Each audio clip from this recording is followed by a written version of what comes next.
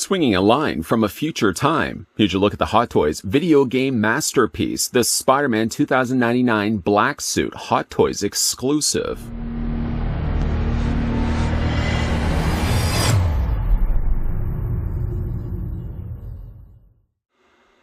Spider-Man 2099 was a popular 1992 Marvel Comics series that jumped ahead in time and presented a new hero behind the mask, Miguel O'Hara, better known as Spider-Man 2099. Living in an alternate future, the brilliant geneticist, inspired by the surviving records of the legendary Spider-Man, sought to create a similarly powered individual and accidentally rewritten his DNA with a spider's genetic code.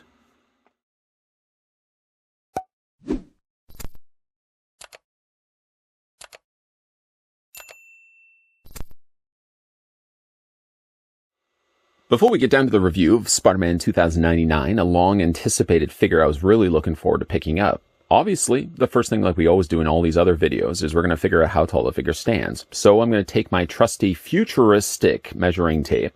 I'm going to take it right to the very top of his head. Spider-Man from 2099 stands 12.1 inches in height, and we can switch that to centimeters, revealing that the figure is 30.7 centimeters tall. And seeing as we've just recently had a look at another Hot Toys Spider-Man costume, we can move over the Spider-Man 2099, and we can bring in the Spider-Man the Iron Spider costume. Which for some strange reason, again, I'm having some difficulty with the foot, this one foot right down here. But it gives you a good idea of how the figures are roughly going to be the same height to one another. One thing, obviously, as you can very visually see, is that there are very drastic changes from one to the other. And these both happen to also represent some of my all-time favorite comic costumes, not of the traditional variety that Peter Parker normally wears. And obviously, in this case, we don't have Peter Parker underneath this particular costume. Instead, we have Miguel O'Hara. Miguel comes included with some accessories, but I figured before we get down to looking at those, the things we normally tend to look at this part of the review is the display stand and also the included instruction guide. And it's not even so much a guide either. You can see how much instructions you're really getting. The one side shows you how to swap out the web shooters in order to attach the strips of cobwebbing. Shows you some warning instructions to be careful of the side spikes. I'll talk a little bit more about that. The display stand assembly, and then on the back, very quickly rushing through what limitations there are when it comes to posability. Because these figures always, when it comes to these, there's always limitations to them. Then, of course, we can have a look at the display stand that come included with Spider-Man 2099. Really loving the design of this. Now, instead of just getting a straight Spider-Man logo, we get something different here with, of course, the head here of Spider-Man 2099. Again, one of my all-time favorite costumes. So happy the fact that we finally get this released from Hot Toys. It's a shinier base to the one that we had looked at before with the Iron Spider. It doesn't have as much the texturing. It's in some of the areas here, but primarily where his head is, it's a smoother surface. And then again, you've got that slightly rougher texturing on either side. Boy, that looks ever sharp. You probably can also see with the light hitting it, there are certain ways, those little rough textured areas of the display base. And then on the front, we've got Spider-Man 2099. I'm not really sure how I feel about the idea that they've gone away from the idea of using a silver placard. It usually had always been the case in the past, but now they're actually going the route of just printing instead the character's name on the front. I'm not sure how I feel about that. The one end, it does add a little bit of extra shelf appeal by having a silver placard, but admittingly, I think it actually is easier to read, the fact that they printed the name on there instead. Anyways, it does have still the adjustable neck.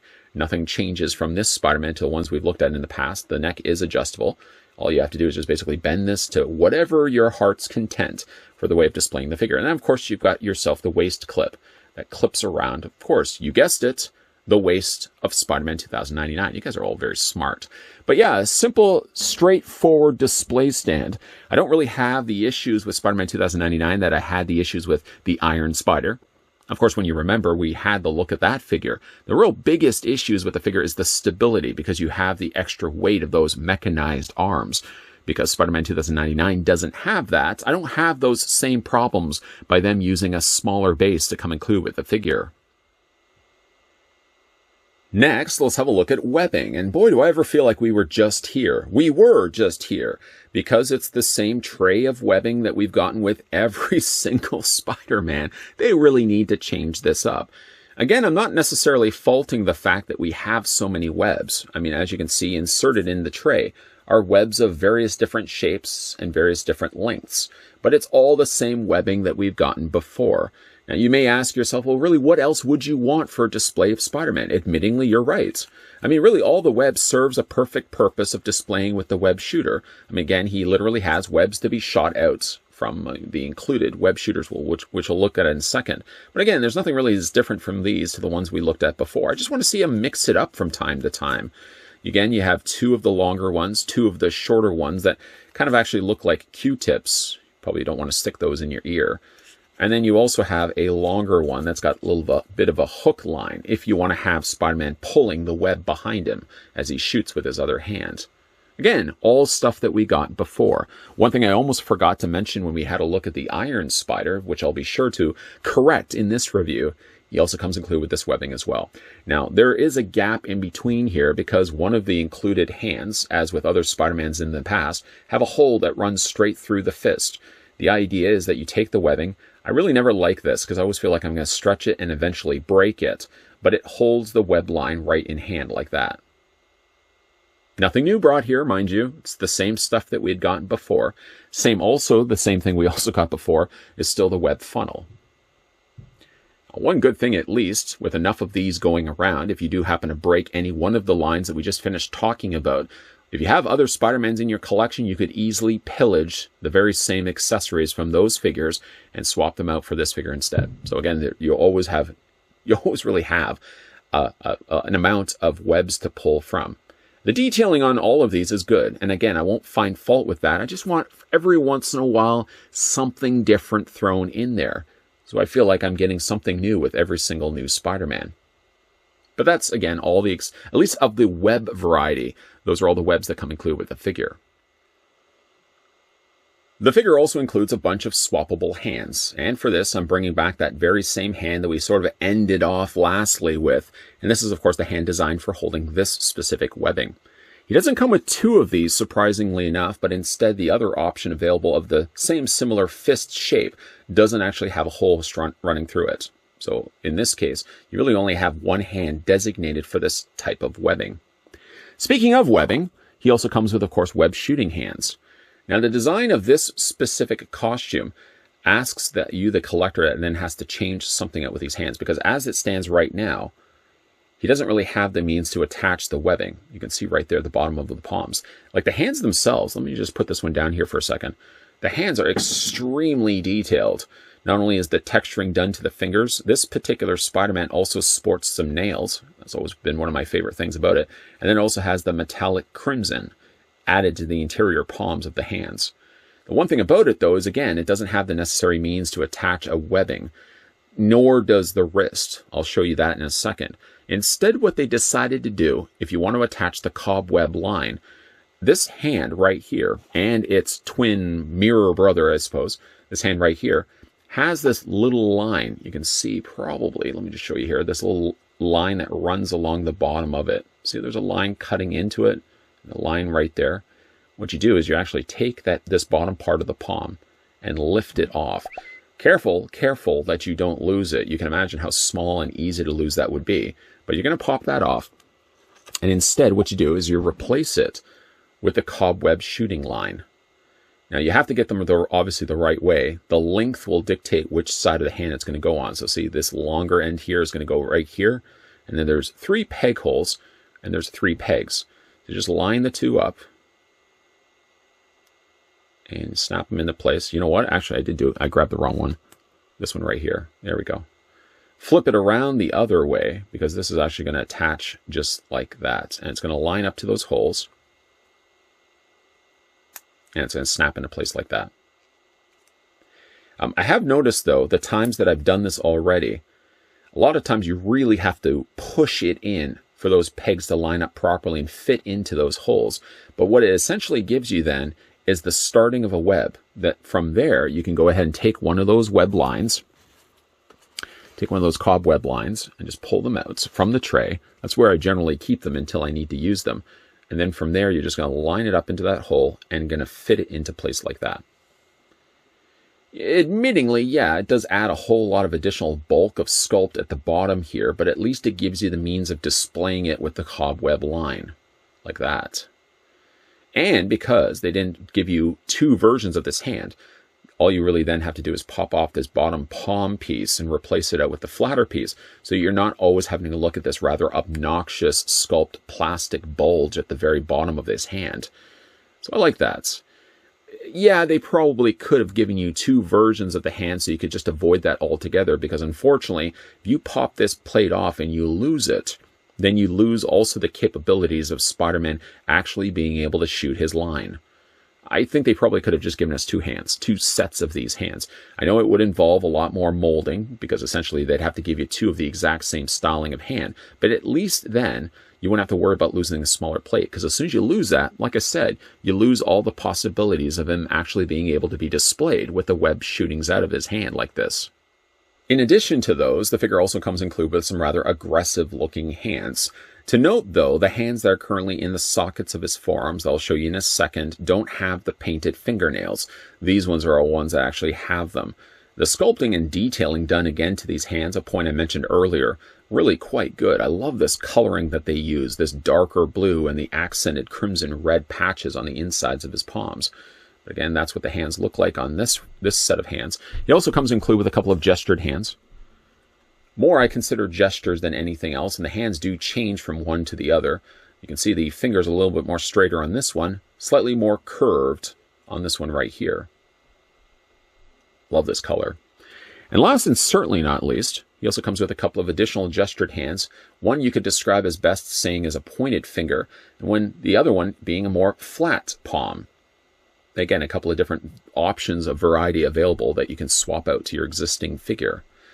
With that being said, that's all the accessories down. Let's get a closer look at Spider-Man 2099. I will say right out the gate, my one disappointment to this figure is the fact he doesn't have the cobwebs on the interior of his arms. This left off completely in favor of a more cleaner looking costume. It's still my favorite, I would think, of a non-traditional Spider-Man costume, sort of tied, I feel, with the symbiote black costume that Spider-Man has also been known to wear in the past. Again, we would get the detailing to the head sculpt here, very classic to the comics, that Spider-Man 2099 look. I've always been a big fan of the fact that you've got the legs on the Spider-Man shape body sticking on the sides of his eyes.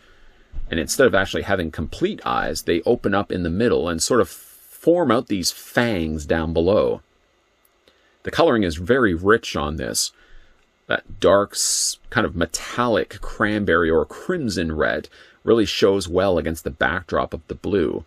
One thing also, like all the other Spider-Man figures, is they enhance the costume so it's not just the smooth fabric. What you can also see, too, that they've done to it is almost this small little honeycomb effect. And that's printed everywhere on the costume. It is also one of those circumstances as well that when you've got the light hitting it, it seems to change its kind of coloring to it, where in some areas it automatically starts forming a little bit of shadowing. You kind of see it at the top there. And again, as you rotate and tilt the figure, it almost seems like it creates and develops its own shadowing. I think that's really neat and effective. Of course, when we look at the rest of his body, it's all got to be sewn to the figure somehow. And what it sacrifices, unfortunately, is that you do see a seam line right down here. It's not as obvious, I would say, to the neck, but it's certainly obvious when you lift the arm up. You see this big, obnoxious seam line right here. And it's unfortunately unavoidable. There has to be a seam line somewhere on the figure for him to be able to slip into his costuming. Generally, one side is a little cleaner than the other, so while this may have been a big thing to point out, something that your eyes would probably focus on immediately, I don't think you would focus it as much as you would on this side right here, which is the worst of the two. Likely this has been sewn on this side, the figure then has been slipped in, and then the finished seam line would have been right here. And it's always of the two. There's always one of them that looks a little bit more rough, is the word I probably would best describe it as. Of course, you've got the spider logo raised from the rest of the costuming, again, all done in that nice crimson red color. He also has that same coloring done in the shoulders that stretch its way down the length of the arm into the pointed triangle on the hands themselves. If you have collected any of the Hot Toys Batman figures in the past, you probably can relate to the thing I'm going to mention about on this particular figure, is be very careful of these spikes. The only Batman I have in my collection that unfortunately has resulted in this being broken off is my Batman Returns Batman. Somehow I clipped it, I think, when I moved the cape. These are super sensitive, and the likelihood of these breaking off are quite good if you're not careful, especially when it comes to moving the figure's arms. If you move your hand across it, you're going to clip against it, and these are going to definitely break off for sure. So just be careful of those. He obviously has it on both sides. Spin the figure around so you can see it on the back. Something certainly omitted on the 2099 design is there's no Batman there. I'm talking about Batman. There's no Spider-Man logo featured anywhere on the back. Instead, you've got some nice pattern work of that blue that I was talking about before. Sort of a very dark bluish teal. And then you've got this smoother material that has been stitched on there as well. I had a real issue when it came to the Iron Spider with concerns of moving his torso. I feel would start disrupting the material that they overlaid over top of his costuming. Because here in the placement of where they put it on the Spider-Man 2099 variety, the only thing I would really be careful of is this area right here on the shoulders. But you're really going to be limited with what you can do with it anyways. You can see just me moving the arm back and forth, how much limitation there is. And I don't feel like it's going to stretch enough where it's going to cause damage to this type of material, unlike the Iron Spider. Again, continuing down our journey to the rest of the figure, you've got some really nice contrasting colors. A lot of the same similar blue, and yet it gets treated to almost different shades of that. Especially when you see the side here, you've got that darker, shinier color again incorporated to the sides of his thighs, the areas of his knees, and then the inside, or not quite the inside, but if you look at it from a certain angle, it seems like this material on the inside of his thighs is darker than the blue around it. One thing you will want to be careful of on this particular figure is his footwear, and the fact that he doesn't really have separate from the rest of the body. The footwear, the feet at least, are encased in the same material that stretches across his body. Because of that, there's really no way to access the figure's foot if you ever break the joint. The other thing you will also want to be careful of is moving the feet back and forth, because like figures we've looked at in the past, the soles on the undersides of his feet are molded in plastic, and then they're just adhered to the bottom of the fabric material. So when it comes to, say, bending the feet, for example, there's always going to be a problem right here, and I have yet have that happen to any one of my Spider-Man figures, knock on wood, where right here between the divide of the front of the pad of his foot and the back of his heel, there's a gap right here.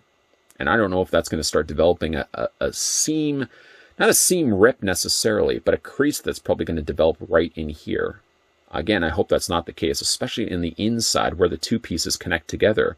If there ever be a strong contender for something that's going to get damaged on the material, I feel like it's this area right here on the heel. Again, let's hope that's not the case. For the posability on Spider-Man 2099, it's the following. His head rotates all the way around. You know, one thing I failed to mention that I can rectify here in this part of this review is the fact that his head sculpt is plastic. I know, it looks like it's the same material that they used for the rest of the costume, and it's not the case. This is smooth plastic. It is probably, I would say, one of the most effective, seamless transitions from one material to another material. I mean, yes, I'm sure now that I've pointed it out to you, you probably can see that the texturing is a little bit different on the head, but the coloring is so close and almost exact that you almost would think that the head sculpt is molded and wrapped up in the fabric, and that's not the case at all. So the head rotates all the way around. Being that it is on a ball joint, it hinges down and it hinges up. That's the fullest extent of how far the head will bend back, and that's the fullest extent of how far forward the head will bend. It seems like he also does have neck articulation, because it seems like his neck, there's a part of the neck that I feel hinges with it. It could be just my eyes playing tricks on me, but definitely he does have the head rotation back and forth, up and down, and yes, technically you can also rotate it back and forth this way as well. Now, of course, when it comes to arms on any Hot Toys figures that usually is wrapped up in fabric, there is going to be limitations. You see it a lot more with Spider-Man figures because a lot of collectors obviously want to put their Spider-Man figures in a lot more creative poses than, say, a Star-Lord or like a Batman. You want to put those Spider-Man figures in those crazy-looking comic poses, and you just can't pull that off with Hot Toys due to the limitations of the joints and certainly due to the limitations of how tight these fabric material costumes usually end up being. So you can bring the arms out, not fully at a 90-degree angle bend. As you snap this out, I really don't like the sound of that. You get a ratchet joint on the inside, but that also can be worrisome because you never really quite know how far you can extend those arms out. That's about it. That's almost 90-degree angle bend, and I won't push it any further past that point. Ooh, the sound. You can move it forward, you can move it back, but there are, yes, limitations. And again, be careful of these. Whatever you do, don't clip those. He does have a swivel at the bicep. He has a double hinge on the elbow. And whatever hands you decide to go with, his hands rotate all the way around. And you can also hinge them back and forth too. I would say the thing that on the figure that's the most limited is his torso, due to the fact that he's got already tight material wrapped around his body, but also for the fact that he's got this molded plastic logo piece covering over the top of his costume. Even if you move his torso back and forth and up and down, the one thing I certainly am worried about, and I hate to sound like I'm worrying about a lot of things, but being that this is glued to the fabric, if you are moving this back and forth and you're getting too aggressive with it, I don't know, especially these areas right down here, if they won't start freeing themselves, because after all, they're just glued there in the first place, if they're going to start coming loose from the rest of his costume. His legs split out. Again, you got a nice ratcheted joint going on there. He's got a swivel at the top of the thigh, still encased by that material. Double hinge on the knee. And as we've already discussed, because his feet are inside fabric, you can move the feet up and down fine and good. You can rotate them back and forth this way, and he does have toe articulation, but tread cautiously when you do it. Especially that area that I mentioned earlier, right around here, I think is going to start developing a crease line. Overall, it's a great looking figure. I've always been a big fan of the Spider-Man 2099 design costume. It is, next to, of course, the symbiote black costume, my all-time favorite of the Spider-Man costumes. And I really think Hot Toys delivered a perfect, short, almost perfect. The one thing that only, unfortunately, this figure lacks a bit in is that he doesn't have the cobwebbing in between his arms. Left off, unfortunately, just due to the way that they designed this particular 6-scale figure, he still delivers exactly what I would want for a 2099 Spider-Man. Yes, I can't put him in any of the crazy poses I could probably pull off with, say, a Marvel Legends, but the look of him, the presence of him on display, I feel like I like him a lot more than the Iron Spider. The Iron Spider was a great-looking figure, but it can't beat or top the feelings I have towards the 2099 design. When Hot Toys first started tackling Spidey suits from the Spider-Man video game series, in the back of my mind, it was more wishful thinking than anything else. I had hoped that they would eventually get around to doing a Spider-Man 2099 costume. One of my personal favorites from all the suits that Spider-Man, or in this case, Miguel wore in the Spider-Man comic run. Again, it was more wishful thinking than anything else until, of course, they announced it and showed images online, and I knew I had to pick it up and add it to my collection. Now, Spider-Man here does come with a lot more accessories. If you go plastic to plastic, you could say the Spider-Man Spider Armor has a lot more plastic going for him. But Spider-Man 2099, on the other hand, talking of hands, does have a lot more swappable hands available. The only thing I don't like about the hands is why they didn't give you a second pair of the web shooting hands that already have the web line attached. Instead, they ask you, the collector, not to lose this one little accessory. You literally have to pop a piece off the palm and swap it out with one that is going to allow him to hold the cobweb lines, which, as you can see here, I've got in final looks. The downside, though, to it is if you lose that piece, you're out of luck and you can't display him with it.